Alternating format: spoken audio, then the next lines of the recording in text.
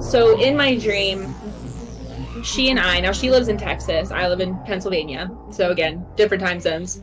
But in this dream, we are together and we are going to an apartment that I was pretty much moved out of at this point. It wasn't a real apartment from my life, but I remember thinking of an apartment I used to have, like on the south side of Pittsburgh. So I'm not sure if that's what it was supposed to be, or, you know, how dreams work, where it's just things that are supposed to have this air of familiarity about them, but they're not actually objectively familiar. But yes, we're going to this old apartment of mine to finish cleaning it out, turn the key over, all that good stuff. And we're not even there for, in dream world, what was supposed to be like maybe 10 minutes or so, because we could feel like just this presence, this very overwhelming and unwelcoming presence. So we're like, okay, this is sketchy, you know, we're getting out of here. But before we were really even able to make it out, things kind of started happening to her. And I don't remember exactly what the details were, but I remember it was something that alluded to the idea of like possession, pretty much. And so that's kind of where there's like a hard stop on that part of the dream. Yeah. And then next thing we know, we are on a bus. And I don't remember, you know, any details of where that was or what time of day or really anything like that. But I know that I was looking around for her and I couldn't find her.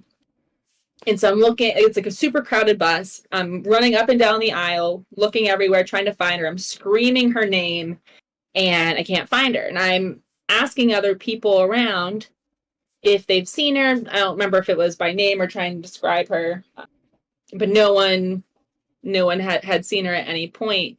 And I just remember panicking. And I'm trying to text my boyfriend to be like, I lost Carrie. I don't know where she went, you know, freaking out. But my phone keeps, and I always have issues with phones in dreams. Technology is always really hard. Half the time I can't see straight.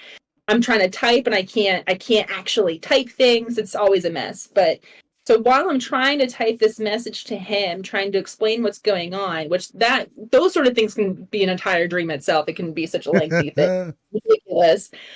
But so I'm trying to send him this message, but my phone keeps morphing back and forth between it being my phone and it being his phone. And he wasn't with me in this dream. And I'm like, okay, I don't know how to text him if I technically have his phone. So that, you know, was a whole thing, trying to type a message, phone's changing, all that. It was great. So then that's kind of where that part of the dream ends. I'm not sure at what point, I guess I said, well, screw Carrie, I'm going somewhere else. I don't know what happened, but I made it back to my house, like the place, like where I currently live.